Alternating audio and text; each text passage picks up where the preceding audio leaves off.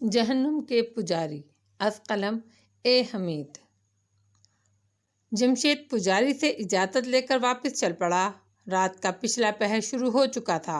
आसमान पर सितारों की चमक मान पड़ने लगी। जमशेद को साफ महसूस हो रहा था कि उस पर बदरू शिवानी के आसेबी तिलिस्म का असर बाकी नहीं रहा। वो पूरी सेहतमंदी के साथ अपने होशो हवास में था। अश्वानी देवी के मंत्रों की वजह से वो अपने अंदर एक ताकत महसूस कर रहा था। वो जल्दी से जल्दी शिवानी बदरू के आश्रम में पहुंचना चाहता था। इसे मालूम था वो इसका शिद्दत से इंतजार कर रही होगी। जमशेद ने दौड़ना शुरू कर दिया। रास्ता उसे मालूम था। उसे महसूस किया एक तो उसकी रफ्तार तेज हो गई है, दूसरे इसको दौड़ने से ना तो थकावट का असर हो रहा है, ना ही उसका सांस फूल रहा था। ये ईश्वानी देवी के मंत्रों का ही असर लगता था। वो बहुत जल्द रात के अंधेरे में ही शिवानी बदरू के असेबी ठिकाने पर पहुंच गया। रात की तारीकी में इसे दूर से आसेबी खंडर की दीवार नजर आ गई। जब वो दीवार के पास आया तो दीवार के दूसरी तरफ खड़ी शिवानी बदरू को फौरन उसकी आमद का इल्म हो गया। उसने दीवार की तरफ अपनी उंगलियों का इशारा किया। दीवार एक जगह से शक हो गई और वहां ताक नमूदार हो गया। जमशेद ताक में से अंदर आ गया। वो इस तरह जाहिर कर रहा था जैसे शिवानी बदरू की आसेबी ताकत उस ताकत ही के असर में हो। वो बिल्कुल सीधा खड़ा हो गया। शिवानी बदरू ने जब उसे खाली हाथ आते देखा तो गजबनाक होकर बोली, तुम पुजारी की बेटी को साथ क्यों नहीं लाए? जमशेद ने पहले तो ऐसी आवाज़ निकाल कर कहा, पुजारी के मकान के चारों तरफ किसी ने ज़बरदस्त तलीसीमी दायरा खींच रखा है। मैंने बार बार उस दायरे में से गुजरने की कोशिश की, मगर हर बार मुझे ज़बरदस्त झटका लगा और मैं पीछे को गिर पड़ा। शिवानी बदरू के चौड़े मकरू नथनों से फनकारों की आवाज़ें निकलने लगी। उसने चीख कर कहा, उस पुजारी की ये हिम्मत कि मेरे मंत्रों का मुकाबला करे। तुम अपने ताबूत में जाकर लेट जाओ। कल आधी रात को मैं तुम्हें एक ख़ास मंत्र बताकर भेजूंगी। उसके असर से तुम पुजारी के तिरस्मी दायरे में से गुजर सकोगे। जाओ। ये हुक्म पाकर जमशेद एक जिंदा मुजस्मे ही की तरह राहदारी में चल पड़ा। वहां से वो ताबूतों वाले कमरे में आ गया और अपने खाली ताबूत में चुपचाप लेट गया। इसका ताबूत ऊपर से खुला था, कमला का ताबूत बंद था। सामने कुछ फासले पर दीवार में एक मशाल जल रही थी। वो सोचने लगा अब उसे क्या करना चाहिए। वो कमला के ताबूत को खोलते हुए डर रहा था। ताबूत को खोलकर ही वो उस बेगुनाह मासूम बरहमन लड़की को वहां से निकाल कर ले जा सकता था। इसे खदशा था कि जैसे ही इसने कमला को ताबूत में से निकालने की कोशिश की, शिवानी बदरू को फौरन पता चल जाएगा और वो उसी वक्त वहां जाहिर होकर कमला के साथ जमशेद को भी हलाक कर डालेगी। वो इसी उलझन में ताबूत के अंदर सीधा पड़ा था कि इसके कान में ऐसी आवाज़ें सुनाई दी जैसे तेज आंधी चलने लगी हो। वो डर गया। शिवानी बदरू को उसके मंसूबे का इल्म हो गया है और अब वो उसे जिंदा नहीं छोड़ेगी। वो खौफजदा हालत में उसी तरह ताबूत में लेटा रहा। तेज आंधी का शोर यकदम गायब हो गया। अब उसके कानों में सनसनाहट की आवाज़ें उभर रही थीं। फिर उसे एक औरत की धीमी सी आवाज़ सुनाई दी, उठो और हमारे पुजारी की बेटी कमला का ताबूत खोलो। जमशेद आवाज़ सुनते ही खौफ से कांप गया। वो समझ गया ये शिवानी बदरू की आवाज़ है और उसे सब कुछ मालूम हो गया है। उसने सहम कर कहा, शिवानी, मेरा कोई कसूर नहीं। पुजारी ने मुझे ऐसा करने पर मजबूर किया है। औरत की धीमी आवाज़ फिर उसके कानों में आई, डरो नहीं, मैं शिवानी बदरू नहीं हूँ। मैं ईश्वानी देवी हूँ, जिसके तिलस्मी मंत्रों की शक्ति से तुम मासूम कमला को यहाँ से निकालने आए हो। ये सुनकर जमशेद की जान में जान आ गई। उसने आहिस्ता से कहा, शिवानी बदरू को पता चल गया तो वो कमला के साथ साथ मुझे भी जिंदा ना छोड़ेगी। अश्वानी देवी की आवाज़ आई, तुम क्यों घबरा रहे हो? जो मैं कहती हूँ वो करो। शिवानी बदरू तुम्हारा कुछ ना बिगाड़ सकेगी। उठो और कमला को ताबूत से निकाल कर उस दीवार के पास आओ जहाँ से तुम अंदर आए थे। जमशेद को ईश्वानी देवी के दिलासों से हौसला भी हुआ और डर भी रहा था कि कहीं कमला को बचाते बचाते वो खुद मौत के मुंह में न चला जाए। लेकिन साथ ही साथ उसे अपने खुदा पर भरोसा भी था। वो उस मासूम लड़की को बचाने की नीयत रखता था। वो आहिस्ता से उठकर ताबूत से बाहर निकल आया। ताबूतों वाला आसेबी कमरा ऐसे खामोश था जैसे वहां मौत के साए मंडला रहे हों। इसके दिल की धड़कन तेज हो गई। कमला जिस ताबूत में बंद थी वो उसके पहलू में ही था और बंद था। इसने झुककर आहिस्ता से ताबूत का ढकना एक तरफ हटा दिया।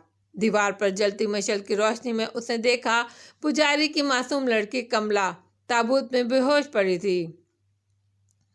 इसके लिबास में से अभी तक उपरन और चंदन की खुशबू आ रही थी। इसे अश्विनी देवी की मध्यम आवाज सुनाई दी, कमला का नाम लेकर इसे उठने के लिए कहो।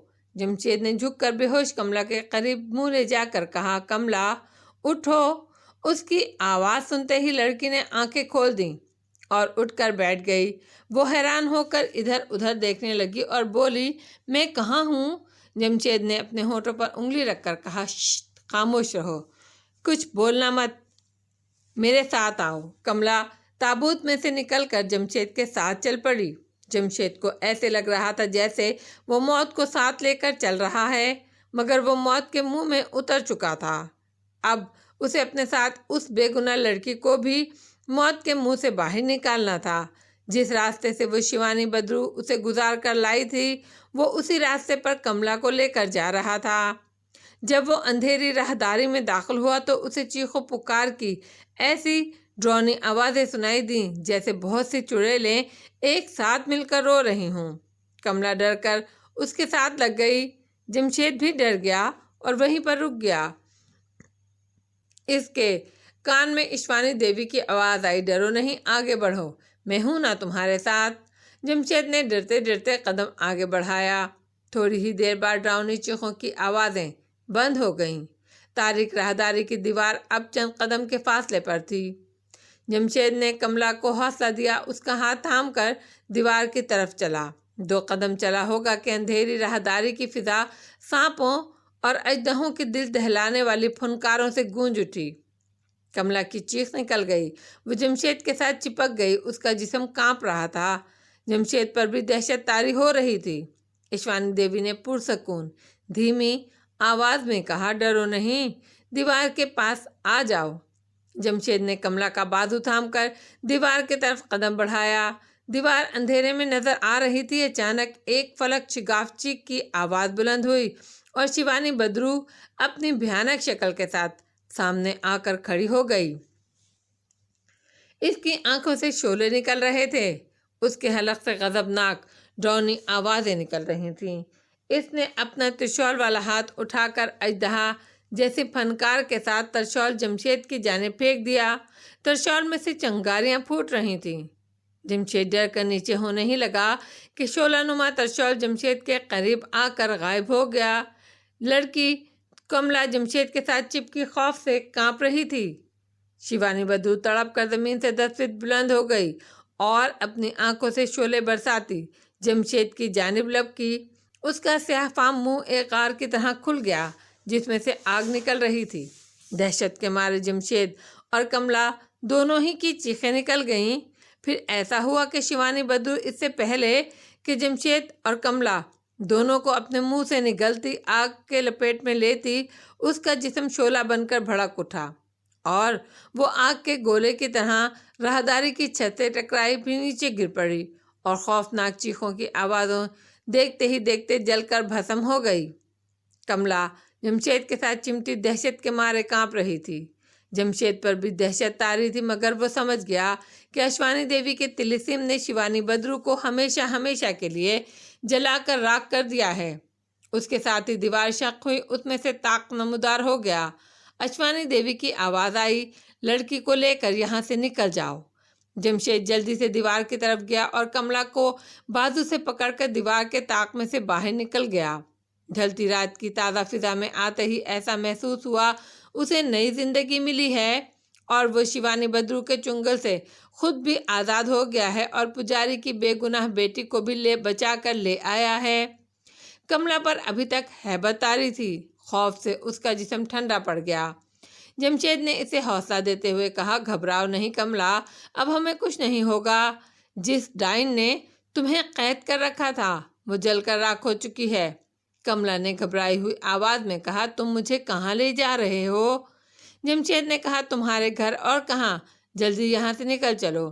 कमला को साथ लेकर वो जितनी तेजी से चल सकता था और जितनी तेजी से कमला चल सकती थी, इसके घर की तरफ रवाना हो गए। अभी सुबह की सफेदी आसमान पर फैलना शुरू हुई ही थी कि वो कमला को लेकर शांति के घर पहुंच गया। कमला ने इस मकान को देखा तो बोली, ये मेरा घर नहीं है। जमशेद ने कहा, यहाँ बड़े पुजारी जी रहते हैं, वो ही तुम्हें तुम्हारे घर पहुंचाएंगे। शांति का बाप पुजारी जमशेद का इंतजार कर रहा था। कोठरी की खिड़की में से उसने जमशेद को एक लड़की के साथ आता देखा तो जल्दी से बाहर आ गया। जमशेद ने कमला को इसके हवाले करते हुए कहा, पुजारी जी, ये कमला है, ये आपकी अमानत है, इसे इसके घर पहुंचा दीजिए, मैं जा रहा हूँ। पुजारी ने कहा, बेटा तुम कहाँ जा रहे हो, ज़रा ठहरो, मुझे तुमसे कुछ ज़रूरी बातें करना है। जमशेद कहने लगा, मैं इस इलाके से दूर निकल जाना चाहता हूँ, जो कुछ कहना है यही कह लीजिए। इतने में पुजारी की बीवी और उसकी बेटी शांति भी बाहर आ गए। पुजारी ने कमला को उनके हवाले करते हुए कहा, कमला बेटी को अंदर लेकर जाओ, नाश्ता कराओ, मैं अभी आता हूँ। पुजारी की बीवी और शांति कमला को लेकर मकान के अंदर चली गईं। पुजारी ने जमशेद का बाजू थामकर कहा, बेटा तुम इस वक्त अश्वानी देवी के मंत्रों के तिलिस्म में हो। इस हालत में जाओगे तो अश्वानी देवी के दुश्मन देवता तुम्हें उठाकर पाताल के राक्षसों के हवाले कर देंगे और फिर वहां से तुम्हें अश्वानी देवी भी ना बचा सकेगी। जमशेद सोच में पड़ गया। पुजारी बोला, मेरे साथ अंदर चलकर आराम करो, मैं अश्वानी देवी का एक अमल करके तुम्हारे जिस्म से उसके मंत्रों का तलेसम दूर कर दूंगा, इसके बाद तुम बेशक चले जाना। अब जमशेद पुजारी के पास रुकने के लिए मजबूर हो गया। उसने कहा, मगर मैं ज़्यादा देर नहीं रुकूंगा, मुझे इस इलाके से खौफ आने लगा है। पुजारी ने जमशेद के कंधे पर हाथ रख दिया और बोला, बेटा अब तुम्हें किसी किस्म की चिंता करने की ज़रूरत नहीं। शिवानी बद्रू जलकर भस्म हो चुकी है, वो अब तुम्हें कोई नुकसान नहीं पहुंचा सकती, लेकिन अश्वानी देवी के दुश्मन देवता तुम्हें शिवानी बद्रू से भी ज़्यादा नुकसान पहुंचा सकते हैं। तुम एक बार उनके कब्जे में आ गए तो फिर तुम्हारी मृत्यु यानी मौत यकीनी है। जमशेद पुजारी के साथ इसकी कोठरी में आ गया। उसने जमशेद को चारपाई पर बिठाया और बोला, तुमने बड़ा ही नेक काम किया है, मैं कमला बेटी को आज ही उसके माता पिता के घर पहुंचा दूंगा। जमशेद बेचैन हो रहा था, कहने लगा, पुजारी जी जल्दी से अश्वानी देवी का अमल करके इसके मंत्रों का असर मेरे जिस्म से निकाल दो, बस मुझे और कुछ नहीं चाहिए। पुजारी बोला, बेटा ये अमल सूरज देवता के डूब जाने के बाद ही किया जा सकता है, तुम्हें शाम तक इंतज़ार करना होगा, घबराओ नहीं, यहाँ तुम्हें किसी दुश्मन देवता से कोई खतरा नहीं। तुम इस वक्त मेरे और अश्वानी देवी के तिलिस्मी मंत्रों की हिफाजत में हो। जमशेद शाम तक पुजारी के मकान में रहने पर मजबूर हो गया। शिवानी बद्रू से निजात हासिल करने के बाद जमशेद अपनी असली हालत में वापस आ गया था और अब उसे भूख प्यास लगने लगी। उसने पुजारी से पीने के लिए पानी मांगा तो पुजारी ने बड़ी मोहब्बत से कहा, बेटा तुम यहीं बैठो, मैं तुम्हारे लिए नाश्ता लेकर आता हूँ। पुजारी चला गया। जमशेद कोठरी में बैठा सोचने लगा, यहाँ से निकलकर वो सीधा अपने घर जाएगा और अपनी बाकी ज़िंदगी लोगों की खिदमत और याद इलाही में बसर कर देगा। पुजारी उसके लिए दूध और कुछ मिठाइयाँ लेकर आ गया। कहने लगा, बेटा इस वक्त घर में यही कुछ है, इसे स्वीकार करो। जमशेद को बड़ी ही भूख लग रही थी, वो नाश्ता करने लगा। पुजारी इसके पास सामने वाली चारपाई पर बैठा इससे बातें करता और उसकी बहादुरी और नेकी की तारीफें करता रहा। जमशेद नाश्ता कर चुका तो पुजारी बोला, अब तुम आराम करो, यहाँ तुम्हें कोई परेशानी नहीं होगी, बिल्कुल फिक्र नहीं करना। ये कहकर पुजारी चला गया। चारपाई पर बिस्तर बिछा हुआ था। जमशेद लेट गया। खुदा जाने वो कब से जाग रहा था। लेटते ही उसकी आंख लग गई। दिन निकलते ही पुजारी ने पहला काम ये किया कि एक बुजुर्ग आदमी के साथ कमला को 2 घोड़ों पर बिठाकर उसके माता पिता के घर की तरफ रवाना कर दिया और खुद मंदिर में पूजा पाठ कराने चल दिया। मंदिर में उसकी बीवी पहले से देवता की मूर्ति की आरती उतारते हुए भजन गा रही थी और कुछ औरतें और मर्द वहां बैठे उसके साथ भजन गा रहे थे। पुजारी भी पूजा में शामिल हो गया। पूजा खत्म होने के बाद जब श्रद्धालु मर्द औरतें प्रसाद लेकर चली गईं तो पुजारी की बीवी ने कहा, पुजारी की बेटी कमला अपने माता पिता के पास चली गई है, अब उस मुसलमान को तुमने घर में क्यों बिठा रखा है? पुजारी ने अपनी बीवी की तरफ पुरस्कार अंदाज में मुस्कुराते हुए देखा और बोला, शांति की माँ, लक्ष्मी देवी हम पर मेहरबान हो गई है और बहुत जल्द हम सोने चांदी और हीरे जवाहरात के खजानों के मालिक बन जाएंगे। पुजारी की पत्नी ने हैरान होकर पूछा, तुमने गांजा तो नहीं पिया? कैसी बहकी बहकी बातें करने लगे हो? पुजारी ने हंसकर कहा, नारायणी, मैं बिल्कुल होश में हूँ और तुम्हें जो कुछ कह रहा हूँ उसका एक एक लफ्ज सच है। वो दिन दूर नहीं जब मैं भारत की सबसे बड़ी सोमनाथ जी के मंदिर का बड़ा पुजारी बनूंगा और तुम उसकी पुजारन और मंदिर की सारी दौलत हमारे कब्जे में होगी और हम बाकी जिंदगी ऐश आराम से बसर करेंगे। भगवान ने मेरी सुन ली है नारायण, मैं शास्त्रों और वेदों का बहुत बड़ा विद्वान हूँ। यहाँ पाकिस्तान के एक गांव में छोटे से मंदिर का पुजारी बनकर बैठा हूँ। यहाँ मेरी विद्या को जानने वाला कौन है? पुजारी की पत्नी और ज्यादा हैरान होकर बोली, ये तुम क्या कह रहे हो? ये सब कुछ कैसे होगा? कैसे हो सकता है? तुमने जरूर नशा कर रखा है। पुजारी का मकान मंदिर की दीवार की दूसरी तरफ था। वो अपनी बीवी को लेकर मकान की कोठरी में आ गया, नारायणी को अपने पास बिठाया और दरवाज़ा बंद कर दिया। फिर खुद भी उसके पास आकर बैठ गया और कहने लगा, नारायणी, तुम एक पुजारन हो। तुम्हें मालूम ही होगा कि नर्क लोक के देवी देवताओं में से एक देवी का नाम दुष्ट देवी है। हाँ, पुजारन ने कहा, मुझे मालूम है। पुजारी बोला, और तुम्हें यह भी मालूम होगा कि मेरा चैन काल यानी कदीम ज़माने में महादेवता सोमनाथ जी की मूर्ति के गले में सोने का एक अनमोल हार हुआ करता था, जिसे आकाश के देवताओं ने खुद सोमनाथ की मूर्ति के गले में पहनाया था। हाँ, मुझे यह भी मालूम है। पुजारी की बीवी ने कहा, मगर तुम कहना क्या चाहते हो? पुजारी बोला, और तुम ये भी जानती हो कि दुष्ट देवी सोमनाथ जी की पत्नी बनकर उनके गले से देवताओं का अर्पण किया हुआ यह पवित्र आकाश हार चुरा कर ले गई थी, जिसकी वजह से सोमनाथ जी की मूर्ति के चरणों में अग्नि स्थान में जलने वाली आग बुझ गई और आज तक वहां 1000 कोशिश के बावजूद कोई शख्स उस आग को रोशन नहीं कर सका। पुजारी की बीवी ने कहा, पहेलियां ना बुझवाओ, ये बताओ तुम क्या चाहते हो? पुजारी ने अपने बीवी के बाजू पर हाथ रखते हुए कहा, नारायणी, सब्र से काम लो, मैं तुम्हें अभी सब कुछ बताए देता हूँ।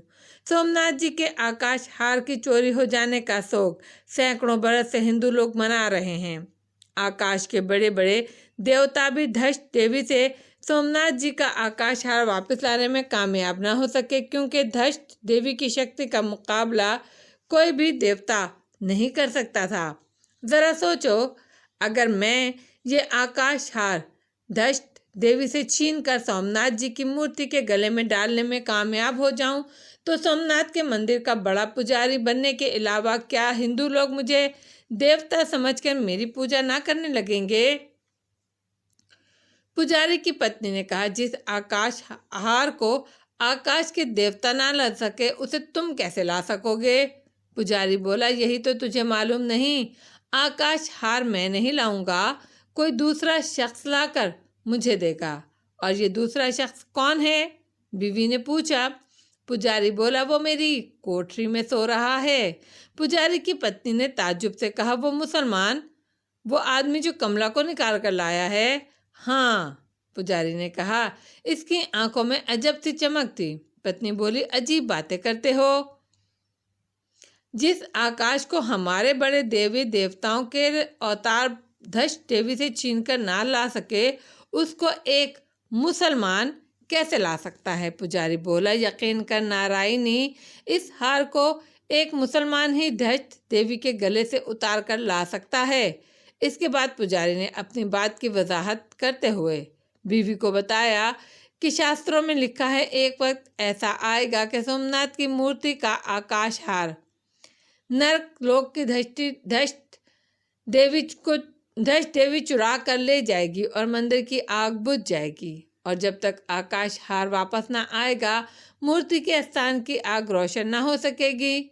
और शास्त्रों में ये भी लिखा है कि इस हार को देवता अवतार भी वापस ना ला सकेंगे, लेकिन हमारे काले जादू की खुफिया किताब में लिखा है, इस हार को कोई आम मुसलमान ना ला सकेगा। सिर्फ वही मुसलमान ला सकेगा जिस पर पहले से किसी आसेब का साया रह चुका हो। पुजारी बोला, मैं यहाँ बैठा सिर्फ किसी ऐसे ही मुसलमान का इंतज़ार कर रहा था जिस पर किसी बदरूह के आसेब का साया रह चुका हो, और वो आसेब किसी हिंदू औरत की बदरूह का आसेब हो। आखिर लक्ष्मी देवी हम पर मेहरबान हो ही गई। उसने जमशेद की शक्ल में एक ऐसा मुसलमान मेरे पास भेज दिया जिस पर एक मुद्दत तक बड़ी ही ख़तरनाक हिंदू औरत की बदरूह के आसेब का साया रह चुका है। अब पुजारी की बीवी ने कहा, यह आदमी एक पक्का मुसलमान है, वो तुम्हारे कहने पर यह काम कभी नहीं करेगा। मुसलमान अपने धर्म के बड़े ही पक्के होते हैं, वो इस किस्म की बातों को कुफ्र कहते हैं। पुजारी बोला, तुम ठीक कह रही हो, जमशेद मेरे कहने पर यह काम करने को हरगिज़ तैयार नहीं होगा, क्योंकि वो खुद बहुत ज़बरदस्त जादूगर रह चुका है, मगर वो मेरी ताकत से वाकिफ़ नहीं। तुम क्या करोगे? पुजारी की बीवी ने पूछा। पुजारी ने कहा, शायद तुम्हें मालूम नहीं, हिंदुओं में भूत भी होते हैं, बदरूहें भी होती हैं, आसेब भी होते हैं और मसान भी। मसान उनमें सबसे ज़्यादा ख़तरनाक और डरावने होते हैं। वो जिस इंसान को चिमट जाते हैं, फिर या तो उसका सारा खून पीकर उसके जिस्म को गोश्त और हड्डियां तक को खा जाते हैं, या फिर उसकी रूह को काबू करके इससे अपनी मर्जी के मुताबिक काम लेते हैं। मेरे कब्ज़े में एक मसान है, मैं ये मसान उस आदमी जमशेद के अंदर दाखिल कर दूंगा और वो मेरे हुक्म के मुताबिक धष्ट देवी के खुफिया मंदिर में जाकर मुझे आकाश हार ला कर देगा। ये काम अकेला मसान नहीं कर सकता, वो सिर्फ किसी आसेब ज़दा मुसलमान के जिस्म में दाखिल होकर ही आकाश हार ला सकता है।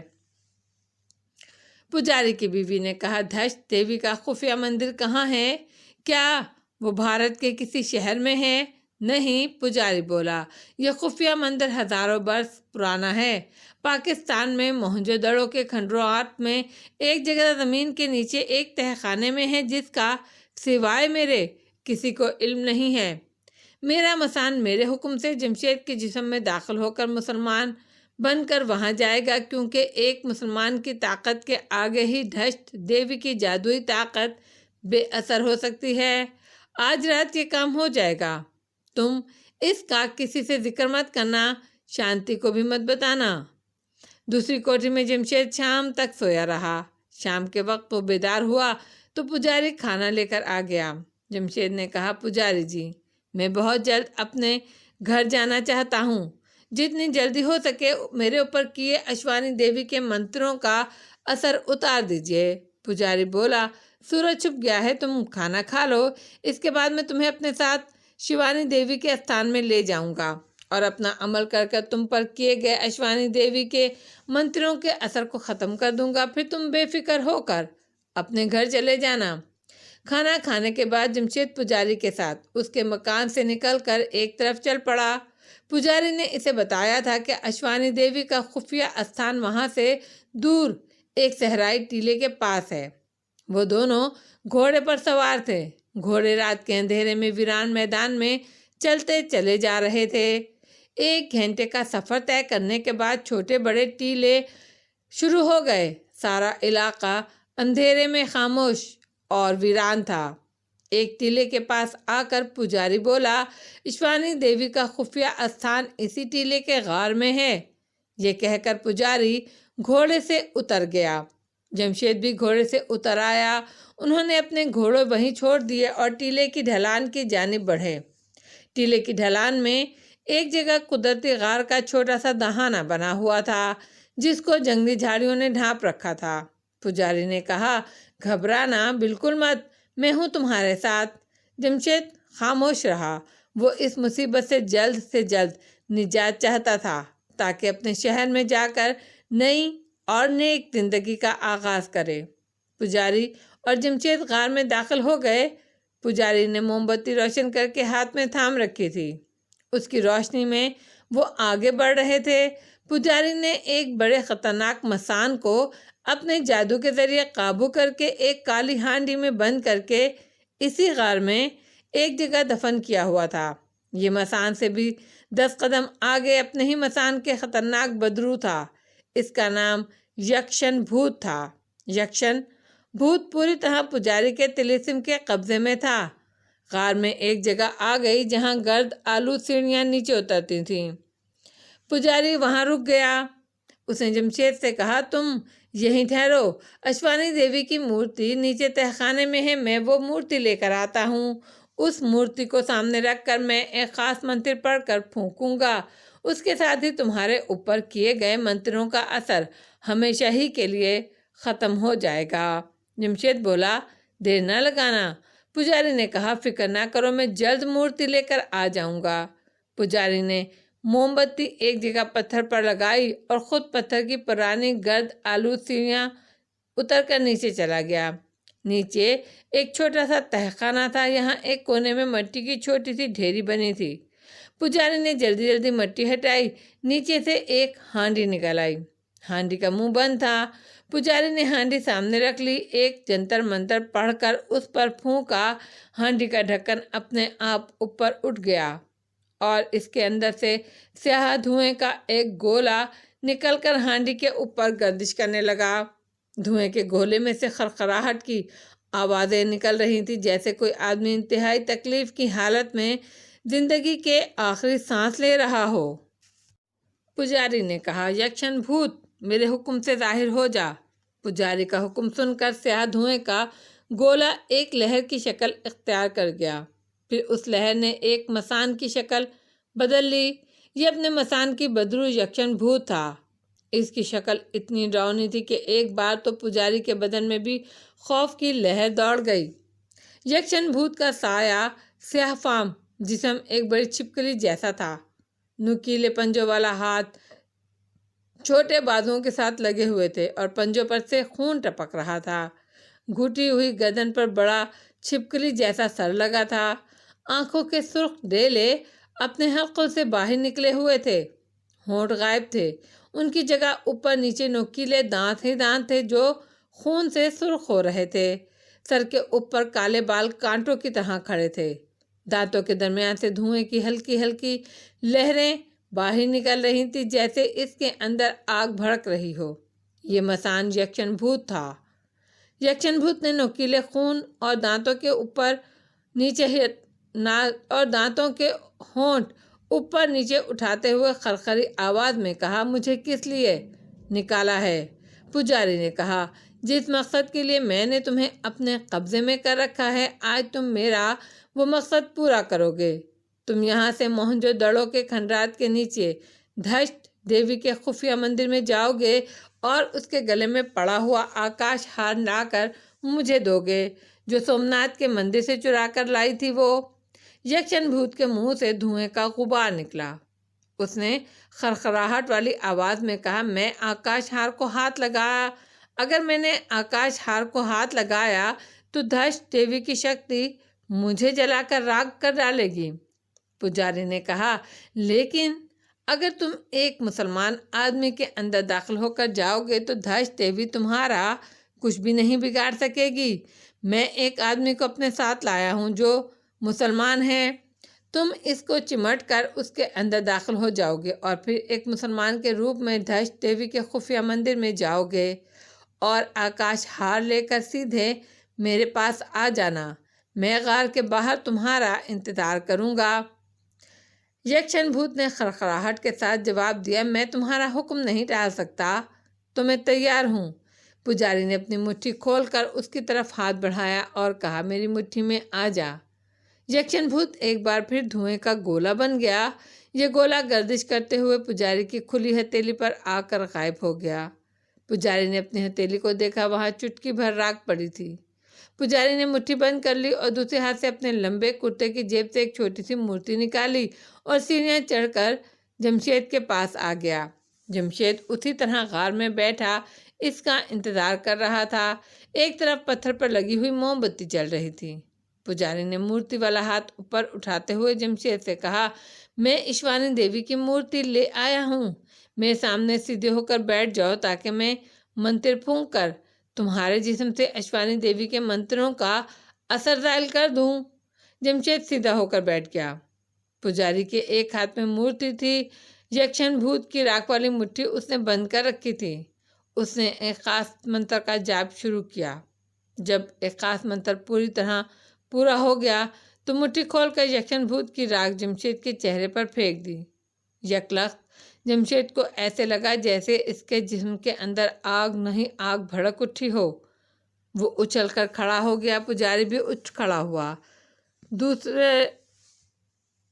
अब जमशेद अपने आप को मुकम्मल तौर पर फरामोश कर चुका था। खतरनाक मसान यानी यक्षन भूत जमशेद के जिस्म में दाखिल होकर उसकी रूह, उसके दिल और दिमाग पर कब्जा कर चुका था। अब वो जमशेद नहीं था, यक्षन भूत था। जमशेद ने यक्षन भूत की खड़खड़ाहट नुमा आवाज़ में कहा, मैं आकाश हार लेने जाता हूँ, जाओ। पुजारी ने हुक्म देने के लहजे में कहा और जमशेद गायब हो गया। पुजारी ने मोमबत्ती उठाकर हाथ में पकड़ी और वापस चल पड़ा। गार के बाहर राहत की तारीकी में दोनों घोड़े एक तरफ खड़े थे। उसने एक घोड़े का रुख अपने मकान की तरफ करके उसकी पीठ पर हाथ मारा और घोड़ा चल पड़ा। अब इसे जमशेद वाले घोड़े की ज़रूरत न रही थी। उसे मालूम था घोड़ा सीधा इनके मकान पर ही जाएगा। पुजारी वहीं अपने घोड़े के पास एक तरफ होकर बैठ गया और यक्षन भूत की वापसी का इंतज़ार करने लगा। जमशेद यक्षन भूत के रूप में गार के अंदर से गायब होकर वहां से सैकड़ों मील दूर मोहनजोदाड़ो के पुराने तारीखी खंडों के एक ज़मींदोज़ तहखाने में नमूदार हो गया। इस तहखाने की तीसरी कोठरी के अंदर कदीम ज़माने से धष्ट देवी की एक मूर्ति रखी हुई थी। इस मूर्ति के गले में हीरे और जवाहरात का आकाश हार पड़ा था। जमशेद मूर्ति के सामने जाकर खड़ा हो गया। वो उस वक्त जमशेद नहीं था बल्कि यक्षन भूत था। इसने तेज नज़रों से घूर कर मूर्ति को देखा। मूर्ति की गर्दन में पड़े हुए हार के हीरे जवाहरात अंधेरे में भी सितारों ही की तरह चमक रहे थे। जमशेद ने अपना हाथ मूर्ति की तरफ बढ़ाया। मूर्ति अपनी जगह कांपने लगी, मगर जमशेद ने अपना हाथ पीछे न किया। उसके अंदर के यक्षन भूत को यकीन था कि ये एक मुसलमान का हाथ है और धष्ट देवी इसे रोक ना सकेगी। जमशेद ने आकाश हार को अपनी गिरफ्त में ले लिया। धष्ट मूर्ति एक बार जोर से लरस कर साकित हो गई। जमशेद ने आकाश हार उस गले से उतार लिया और उसके साथ ही गायब हो गया। पुजारी गार के बाहर जमशेद यानी यक्षन भूत का इंतजार कर रहा था। जैसे ही जमशेद गायब से जाहिर हुआ, पुजारी उठकर उसकी तरफ बढ़ा। क्या आकाश हार ले आए हो? जमशेद ने हार निकालकर पुजारी के सामने कर दिया। हार को देखते ही पुजारी की आंखें चकाचौंध हो गईं। उसने हार जमशेद के हाथ से लिया और इसे गौर से देखने लगा। जमशेद इसके सामने खामोश खड़ा था। इसने यक्षन भूत की आवाज़ में पूछा, क्या मैं अपने गार में चला जाऊं? पुजारी ने पहले से सोच रखा था कि जमशेद के साथ उसने क्या सलूक करना है। वह जमशेद को उसकी असली हालत में नहीं छोड़ सकता था और यक्षन भूत को भी उसके अंदर ज़्यादा देर नहीं रखना चाहता था, क्योंकि ऐसी सूरत में यक्षन भूत एक ख़ास वक्त गुजर जाने के बाद तिलस्मी अमल के मुताबिक पुजारी का दुश्मन बनकर इसे और उसकी बीवी को हलाक कर सकता था। अगर यक्षन भूत को जमशेद के जिस्म में से निकालकर जमशेद को उसकी असली हालत में वापस ले आता तो जमशेद के अंदर सरायत किया हुआ अश्वानी का मंत्र पुजारी के लिए ख़तरनाक साबित हो सकता था, क्योंकि धष्ट देवी का हार चुरा कर ले जाना अश्वानी देवी और दूसरे पाताल के देवताओं के लिए एक ऐसा जुर्म था जिसकी माफ़ी नहीं थी। चुनाचा पुजारी ने जमशेद को खूनी आसेब के हवाले करने का फैसला कर लिया। पुजारी ने अपने इस मंसूबे पर अमल करते हुए जमशेद के अंदर छुपे हुए यक्षन भूत से कहा, गायब होकर मेरे साथ चलो। जमशेद उसी वक्त गायब हो गया। पुजारी घोड़े पर सवार हो गया। आकाश हार उसने अपने लंबे कुर्ते की अंदर वाली जेब में छुपा लिया। पुजारी अपने गांव की तरफ चल रहा था। यक्षन भूत जमशेद के रूप में गायब होकर पुजारी के साथ साथ जा रहा था। वो पुजारी को दिखाई नहीं दे रहा था। पुजारी को यक्षन भूत की बू आ रही थी। पुजारी के गांव के बाहर एक पुराना कब्रिस्तान था। वहां आकर पुजारी ने घोड़े को रोक लिया और बोला, यक्षन, तुम यहाँ मेरा इंतजार करो, जब तक मैं आ न जाऊं यहाँ से मत हिलना। यक्षन भूत ने कहा, मैं कब्रिस्तान में ही रहूंगा। पुजारी सीधा अपने घर गया। सुबह हो रही थी।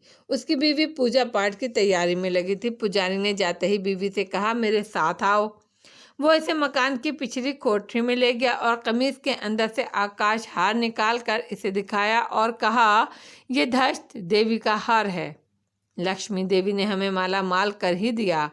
बोरिया बिस्तर बांधो, हम कल सुबह सवेरे भारत को रवाना हो जाएंगे। पुजारी ने आकाश हार को कोठरी के कोने में जमीन खोद कर दबा दिया और खुद घोड़े पर बैठकर गांव के बाहर वाले पुराने कब्रिस्तान की जानिब चल पड़ा। यक्षन भूत जमशेद की शक्ल में कब्रिस्तान में पुजारी का इंतजार कर रहा था। पुजारी यक्षन भूत की बू सूंघता हुआ 12 दारी वाली कब्र के पास आकर बोला, यक्षन, क्या तुम मौजूद हो? जमशेद ने यक्षन भूत की आवाज़ में जवाब दिया, हाँ, मैं यहाँ हूँ। पुजारी ने कहा, अब तुम मेरे पीछे चलोगे। पुजारी यक्षन भूत को लेकर गांव से 3 कोस के फासले पर दरख्तों के एक वीरान झुंड में ले आया, जहाँ हिंदुओं का मरघट था। यहाँ हिंदू अपने मुर्दे जलाते थे। मरघट में उस वक्त कोई इंसान दिखाई न दिया। हर तरफ खामोशी और वीरानी बरस रही थी। एक जगह जमीन से 3 फीट ऊंचा चबूतरा, जिस पर मुर्दों की राख बिखरी हुई थी। पुजारी घोड़े से उतरकर चबूतरे के पास आया और बोला, यक्षन भूत, मुर्दों की राख के ऊपर सीधे लेट जाओ और जाहिर हो जाओ। जमशेद यक्षन भूत के रूप में चबूतरे के ऊपर मुर्दों की बिखरी हुई राख पर सीधा लेट गया और जाहिर हो गया। अब वो पुजारी को जमशेद की शक्ल में साफ नजर आ रहा था। पुजारी जमशेद के पहलू में खड़ा हो गया। उसने 13 मरतबा तिलस्मी मंत्र का जाप करने के बाद मुर्दों की चुटकी भरी राख उठाई और जमशेद के ऊपर फेंकते हुए कहा, यक्षन भूत, जमशेद के बदन से निकलकर अपने गार में जाकर कैद हो जाओ। पुजारी की आवाज़ से इन अल्फाज के निकलते ही जमशेद का जिस्म एक लम्हे के लिए कांपा। फिर उसे एक झटका लगा और यक्षन भूत की आवाज़ आई, गुरुदेव, मैंने तुम्हारे हुक्म के मुताबिक इस मुंज के जिस्म को छोड़ दिया है और अब मैं अपने गार में जा रहा हूँ। एक पल के लिए तेज आंधी चलने की आवाज़ गूंजी और फिर खामोशी छा गई। यक्षन भूत जमशेद के जिस्म को छोड़कर जा चुका था। मरघट के चबूतरे पर जमशेद बेहोशी की हालत में पड़ा था। पुजारी ने एक लम्हा ज़ाया किए बगैर खूनी आसेब का कोई मंत्र पढ़ना शुरू किया। यह खूनी मंत्र ऐसा था जिसको पढ़ते हुए पुजारी अपने सर को दाएं और बाएं हिलाता जा रहा था। मंत्र पढ़ते हुए पुजारी की आवाज़ बुलंद और बुलंद होती जा रही थी। फिर उसकी आवाज़ आहिस्ता आहिस्ता नीचे होते होते मध्यम हो गई। इस दौरान जमशेद का बेहोश और बेहिस्सो हरकत जिस्म 3 बार अपनी जगह से ऊपर को उछला और फिर अपनी असली हालत में आ गया। चौथी बार जमशेद का जिस्म चबूतरे से ऊपर उछलकर अपनी असली हालत में वापस आया तो जमशेद ने आंखें खोल दी। इसकी आंखें खून के रंग जैसी सुर्ख हो रही थीं। खूनी आसेब जमशेद के जिस्म और इसके दिलो दिमाग को अपने कब्जे में कर चुका था। अब जमशेद नहीं था, खूनी आसेब था। खूनी आसेब के रूप में अभी तक उसने सिर्फ अपनी आंखें ही खोली थी और वो ऊपर दरख्तों के झुंड को मुसलसल तक रहा था। पुजारी ने मंत्र पढ़ने बंद कर दिए। इसने मुर्दों की राख उठाई और जमशेद के जिस्म पर फेंक कर पूछा, कौन हो तुम? जमशेद ने डरावनी आवाज़ में जवाब दिया, मैं खूनी आसेब हूँ। क्यों बुलाया है मुझे? पुजारी ने कहा, मैंने तुम्हें इस आदमी का जिस्म दे दिया है। तुम इस आदमी के जिस्म से कभी बाहर ना निकल सकोगे। जमशेद ने डरावनी आवाज़ में कहा, पुजारी, तुम मेरी ख़तरनाक शक्तियों को जानते नहीं हो।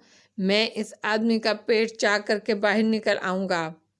तुम्हारे तिलस्मी मंत्र मुझे इस मुंज के जिस्म में कैद नहीं कर सकते। बीवी पुजारी ने राग की चुटकी भरी और मंत्र पढ़कर जमशेद पर डाली और कहा, मैंने तुम पर यक्षन देवता का मंत्र फूंक दिया है, जाओ, मैं तुम्हें यक्षन देवता के नाम पर आज़ाद करता हूँ। जाओ और बदरूहों के मरघट पे अपना ठिकाना बना लो। जमशेद ने डरावनी आवाज़ में कहा, तुम मुझे नहीं जानते, मैं खूनी आसेब हूँ, जो मेरे सामने आएगा मैं उसे जिंदा ना छोड़ूंगा। तुमने मेरी खूनी भूख को पैदार कर दिया है। जमशेद बोला, इस मुल्क में रहने वाले चाहे सारे लोगों का खून पी जाओ, मगर इस आमिर जमशेद के जिस्म से कभी बाहर मत निकलना। खूनी आसेब जमशेद की शक्ल में उठकर खड़ा हो गया। खड़े होते ही खूनी आसेब की सुर्ख आंखों से खून के कतरे टपकने लगे। उसने डरावनी आवाज़ में कहा, खूनी आसेब जिसको चिमट जाता है फिर मरकर भी उसे छोड़ा नहीं करता।